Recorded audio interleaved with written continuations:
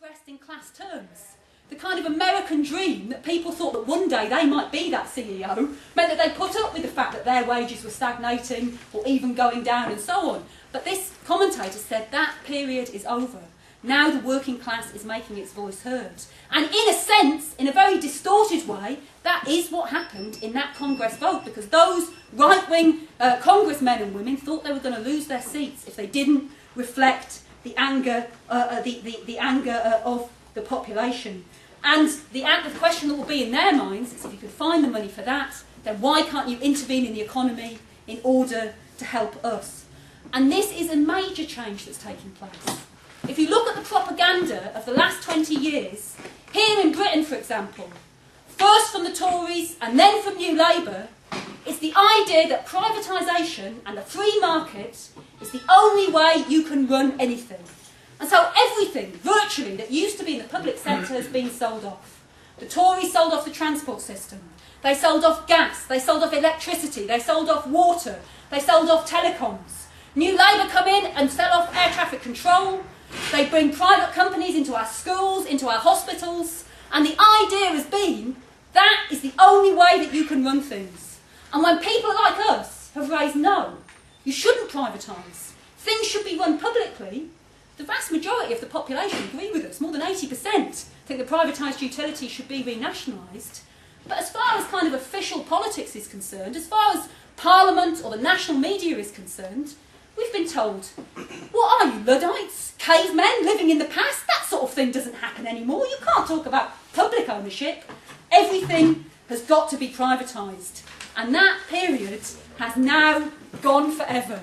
Look, every day something else gets nationalised. I mean, it's incredible. I'm not going to give the whole list, but just a few highlights of what's been nationalised in the course of the last few weeks. Fannie and Freddie, which none of us had ever heard of probably until it was bought into public ownership.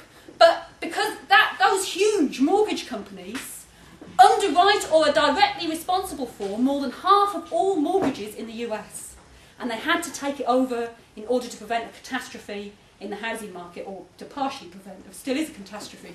AIG, the biggest insurance company in the world, they had to take it over.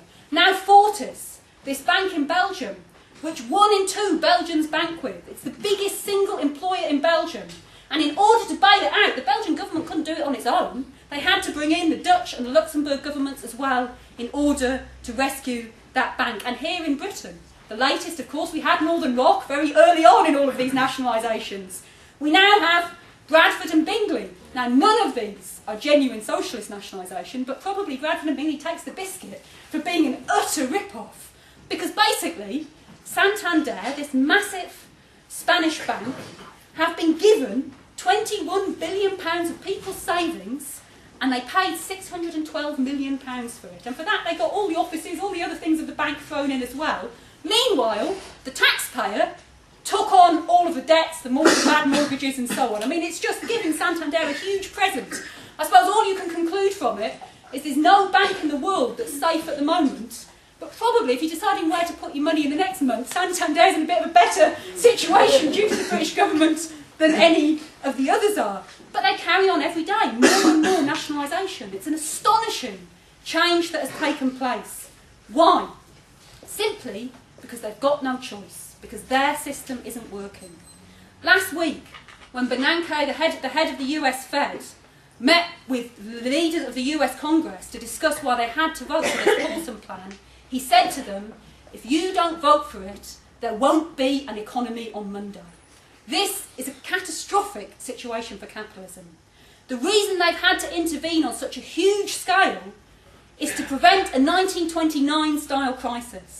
And without going through everything that happened in 1929, the Great Depression meant, for example, in America, that industrial production fell by 1/3. I mean, a huge contraction of the capitalist economy in America and, to a large degree, worldwide at that stage. Now, it is different today, because back then they didn't try and intervene. This time they are trying to intervene to stop it. And you got a little glimpse of what would happen if they didn't, when they made the big mistake of not stepping in on the Lehman Brothers, because they should have done from their point of view. They failed to do so. That bank went to the wall, and what had been a credit crunch became an absolute seizing up of the financial system. It just ceased to operate altogether. And it was for that reason that they've had to take the other panic measures that they've taken since to step in and to rescue other companies to try and put this bailout of the American banks through and so on. Now they're intervening. That doesn't mean that it's going to prevent a crisis. It will ameliorate it to some degree. How much, neither they or us can judge exactly, because capitalism is a blind system and you can't see the consequences of all of their actions, but you can see the broad outlines. And what you can say is we're going to have a severe economic crisis, there's going to be a recession, it's not going to be short, and that even on their best scenario, even if they get this Paulson plan through in some amended form, which they probably will towards the end of this week, then that will create its own problems at the same time as bailing out the banking system. For starters, it's going to add absolutely enormously to the US public debt. And that has consequences. Of course, the main consequence, as the US public realises, they'll be asked to pay for it over the next few years. But it could also, for example, lead to a run on the dollar, which would have very bad consequences for the world economy, given its dominance as the main currency in the world. And by the way, if that's true for the US, it's 10 times as true for weedy little Britain. Because Britain's economy is like a mini tiny US, with all of the faults of the US exaggerated, even more than is the case in America. And here, they're estimating that the public debt could go up to £100 billion.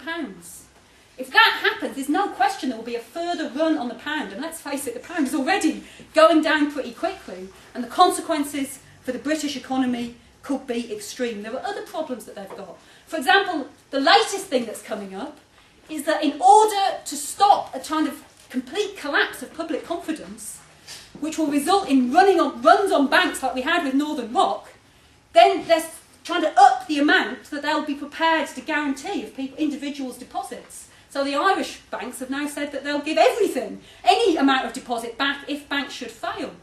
And there's pressure on everybody else to follow down the same road. The US, as part of the new Paulson package, has increased dramatically the amount of money that they would pay out.